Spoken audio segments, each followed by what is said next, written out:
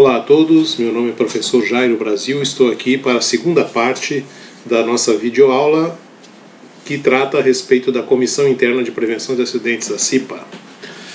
Muito bem, nessa aula então nós vamos falar a respeito das garantias, né? Que a CIPA, no texto da norma NR5, né, comenta a respeito do mandato então dos membros eleitos da CIPA, que tem a duração de 1 ano, e é permitido uma reeleição depois desse mandato de 1 ano. Tá ok? Se houver de repente, né, o interesse de mais um mandato ainda, esse candidato que já teve uma reeleição vai ter que ficar de fora pelo menos por um mandato para retornar depois, posteriormente. Mas não mais sempre do que um mandato e mais uma reeleição. É vedada também a dispensa arbitrária sem justa causa do empregado eleito para a CIPA desde o registro, né? Isso é muito importante comentar, de que não pode ser dispensado o funcionário, né, sem uma justa causa. Esse funcionário que é eleito desde o registro, ou seja, quando ele demonstra interesse em participar da CIPA. A partir dali, quando ele se registrou como candidato, ele já tem a sua estabilidade de emprego, como a gente diz, e até 1 ano após o final do seu mandato, ou seja, 2 anos de estabilidade de emprego. É isso que define a Comissão Interna de Prevenção de Acidente através da NR5. São garantidas ainda aos membros da CIPA, né, as condições que não descaracterizem suas atividades normais na empresa. Ou seja, eles têm essa possibilidade de participar da comissão e devem ser liberados quando houver reuniões, quando houver alguma convocação extraordinária ou coisa assim, por parte da presidência, da vice-presidência da CIPA. Então esses funcionários que são membros da CIPA devem ser liberados, ou seja, tem que ser garantidas essas condições. Tá ok? Outra coisa também que é vedada a transferência de um membro da CIPA para outro estabelecimento sem a sua aprovação, sem a sua anuência. Né? Então não pode ser transferido o funcionário que é membro da CIPA, membro eleito, né, para outro estabelecimento. Tá? Com relação aos membros que são indicados pelo empregador, não há problemas, tá? Porque não tem estabilidade de emprego. Mas aqueles que são votados, que são eleitos, né, eles só podem ser transferidos se houver realmente uma justificativa muito plausível, e isso se houver necessidade por parte da empresa. O que a gente indica é que chame o sindicato para tratar a respeito disso, né, porque é uma coisa bem complexa. Tá ok? Outra coisa também que a norma trata aí é que o empregador deve garantir que os seus indicados tenham a representação necessária para discussão e encaminhamento de soluções. Então o que quer dizer isso, né? É que o empregador, quando ele indica, quando ele diz quais são as pessoas que vão representá-lo nessa comissão, esses representantes por parte do empregador, eles devem ter autonomia para resolver as coisas, né? Ok, sobre a administração da CIPA, que nós vemos aí na próxima lâmina, o empregador é que designará entre os seus representantes o presidente da CIPA. Então, presidência da CIPA é por conta dos representantes do empregador. É através deles, é dali que vai sair então o presidente da CIPA, quando não, né, indicado então pelo empregador. Com relação ao vice-presidente da CIPA, esse sai daquela representação dos trabalhadores, ou seja, aqueles que foram eleitos. Entre eles, né, vai ser escolhidos ali, né, de comum acordo, o vice-presidente da CIPA. Então é assim que se constitui essa representatividade da administração da CIPA. Com relação ao secretário, né, também que é necessário, justamente que é aquele que vai fazer as atas, que vai fazer a comunicação das reuniões, né, vai convocar esse pessoal todo em nome da presidência e da vice-presidência da CIPA, será indicado de comum acordo com os membros da CIPA um secretário e seu substituto. E aí, esse secretário e substituto, ele pode ser componente, né, da CIPA, tanto o representante do empregador quanto do empregado, ou também não, pode ser uma pessoa de fora da CIPA, escolhida lá dentro da empresa, que tem essa capacidade de fazer as atas, de fazer documentos, de fazer convocações, né? Então, muitas vezes eu tenho uma pessoa específica dentro da empresa, isso pode ser convocado para ser um secretário da CIPA, né? Assim como o seu substituto. Mas, nesse caso, quando é de fora da CIPA, tem que haver a concordância do empregador. porque muitas vezes, né, já está sendo liberado, já estão sendo liberados os funcionários que fazem parte da CIPA para essas reuniões, e liberar mais uma pessoa ainda, então tem que ter essa concordância, segundo o que diz a norma, né, do empregador para que essa pessoa extra seja convocada para fazer parte da CIPA. Muito bem, vamos falar dos documentos da CIPA, né? A documentação referente ao processo eleitoral da CIPA, incluindo as atas de eleição e de posse e o calendário anual das reuniões, deve ficar no estabelecimento à disposição da fiscalização do Ministério do Trabalho. Tá? Essa, então, é a proposta aí também da norma. E quando houver solicitação do sindicato da categoria, né, essa documentação toda deverá ser encaminhada ao mesmo. Né? Vejam que é a documentação relativa ao processo eleitoral, ou seja, a ata de eleição e posse e calendário anual das reuniões. Isso acontece, então, uma vez por ano. O empregador também deve fornecer cópias, segundo o que diz a norma, né, das atas de eleição e posse aos membros titulares e suplentes da CIPA mediante recibo. Tá? Eu confesso a vocês que isso pouco acontece, mas, obedecendo a norma, né, a gente deve realmente tratar dessa questão com bastante cuidado. Representação. Os membros da CIPA eleitos e designados serão empossados no primeiro dia útil após o término do mandato anterior. Olha só, né? Então, eu não posso deixar de passar o mandato que está acabando sem ter já tudo pronto, né, com esses novos membros da CIPA para serem empossados no primeiro dia útil após o término do mandato anterior. Então tudo deve ser feito antecipadamente, tanto o processo eleitoral, né, como depois até o próprio treinamento, a gente vai ver aí, né, antes de dar posse a esse pessoal. Tá?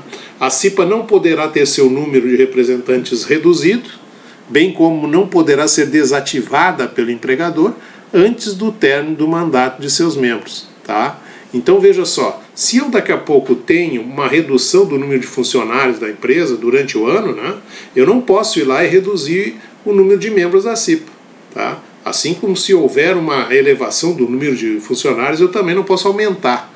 Tá? Isso só pode ser feito sempre na transição de um mandato para o outro, ou seja, quando termina o mandato eu recalculo como é que vai ser o próximo mandato. Então, se aumentar ou se reduzir o número de membros da CIPA, isso vai acontecer no próximo mandato. Ok? Claro, né? A não ser que haja, então, um encerramento das atividades do estabelecimento. Aí sim, a CIPA será, então, desativada. Muito bem, vamos falar agora das atribuições, né? Identificar os riscos do processo de trabalho e elaborar o mapa de riscos, né? Com a participação do maior número de trabalhadores e até com a assessoria do CERN. Vejam só, essa também é uma atribuição importante da CIPA, né? Tá? Trazer aí a análise e essa identificação dos riscos lá ambientais dentro do processo de trabalho e a elaboração do mapa de riscos indicando a cada área visitada quais são os riscos que estão presentes ali, qual é a sua intensidade, inclusive isso traz lá no mapa de riscos e faz parte do treinamento da formação dos membros da CIPA, como fazer um mapa de risco e como identificar exatamente os riscos, né? Tá? E também uma outra atribuição é a elaboração de um plano de trabalho, né, possibilitando a ação preventiva nas soluções de problemas de segurança e saúde no trabalho. Então eu faço um planejamento, na verdade, né, de como é que vai atuar essa comissão durante todo o ano e vou mapeando as áreas que, digamos assim, seriam prioridade nesse trabalho da comissão. Ok? Isso tudo é ensinado nesse curso de formação de membros da CIPA. Participar da implementação e do controle da qualidade das medidas de prevenção necessárias, ou seja, eu já fiz aquele plano, né, onde eu comentei a respeito desse plano de trabalho com ações preventivas, né, e aí eu vou aos poucos também controlando a qualidade, discutindo isso na reunião, né, como é que estão sendo sentidas pela própria população da empresa as ações de segurança que a CIPA tem implementado, né, para a gente ter realmente uma avaliação de como é que está indo o trabalho todo da CIPA.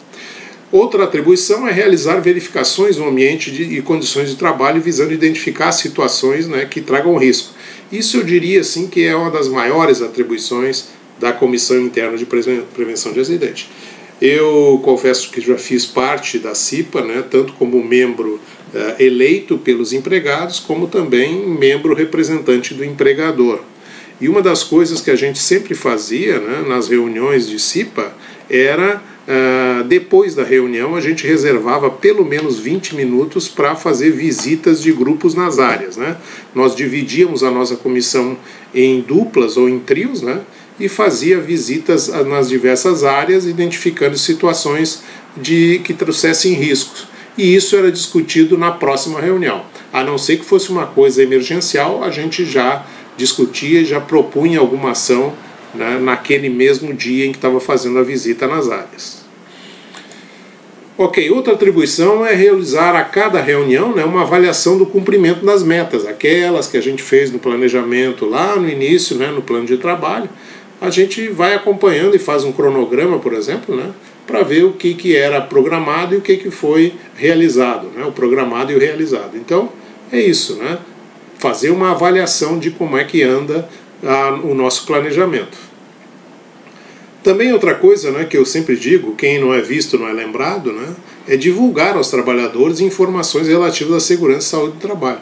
Eu digo que muitas vezes o descrédito dos trabalhadores, né, no funcionamento e nas ações da CIPA, ele se deve justamente porque a divulgação não ocorre. O pessoal muitas vezes não sabe divulgar as ações da CIPA, então é importante que se divulgue para saber que está sendo feito ou estão sendo feitas ações para melhorar o ambiente de trabalho.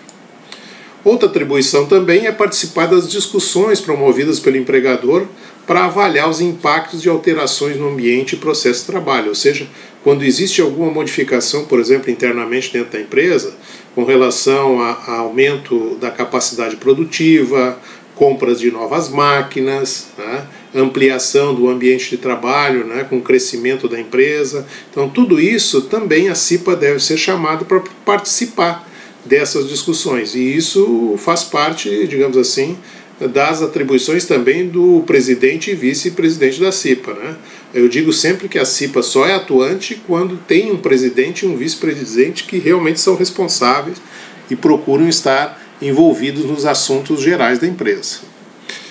Outra atribuição ainda é requerer ao SESMIT ou ao empregador a paralisação de uma máquina ou de um setor, onde se considere risco grave e iminente. Então, essa também é uma atribuição da CIPA, né?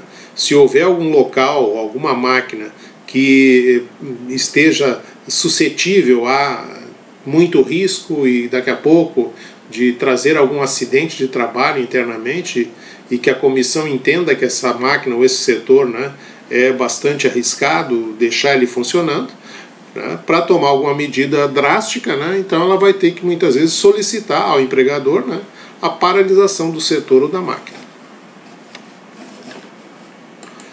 Outra atribuição também, colaborar no desenvolvimento do PCMSO e do PPRA, que são programas importantes aí dentro da empresa, né?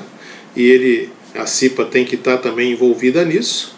Divulgar e promover o cumprimento das NRs, isso também, né, é um auxílio muito grande na parte de segurança do trabalho. Digo sempre para os técnicos de segurança do trabalho que fazem parte das nossas escolas, né, de que a CIPA é um grande aliado do técnico de segurança do trabalho. Então ela deve ser entendida dessa forma e não alguém para estar aí concorrendo com o técnico de segurança do trabalho. Mais atribuições ainda, participar da análise das causas de doença e acidente de trabalho. Isso também é super importante, porque a CIPA também pode propor medidas de solução nesses problemas, tá? E fazer com que não se repitam mais essas doenças ou esses acidentes de trabalho.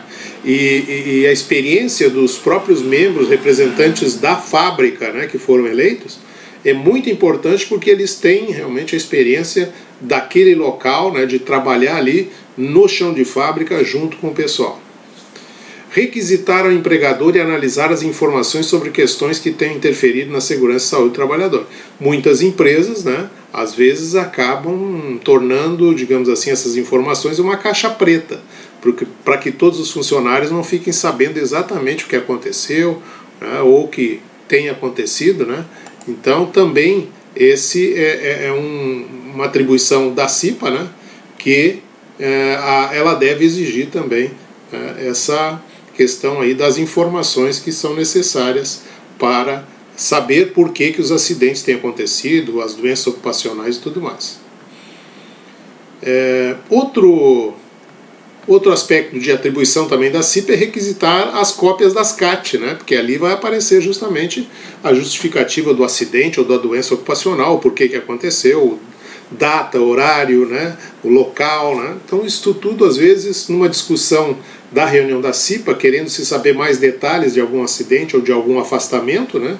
A gente muitas vezes pode pegar informação nessas CAT, nessas comunicações de acidente de trabalho. Outra atribuição também é estar em parceria, né, com o SESMIT e com a própria empresa, promovendo anualmente a CIPAT, que é essa Semana Interna de Prevenção de Acidentes. Essa CIPAT é obrigatória, tá? O pessoal muitas vezes não leva a sério isso, tá? Mas quando a gente tem uma CIPA dentro da empresa, a CIPAT tem que acontecer anualmente. Não precisa ser uma semana cheia de eventos, tá?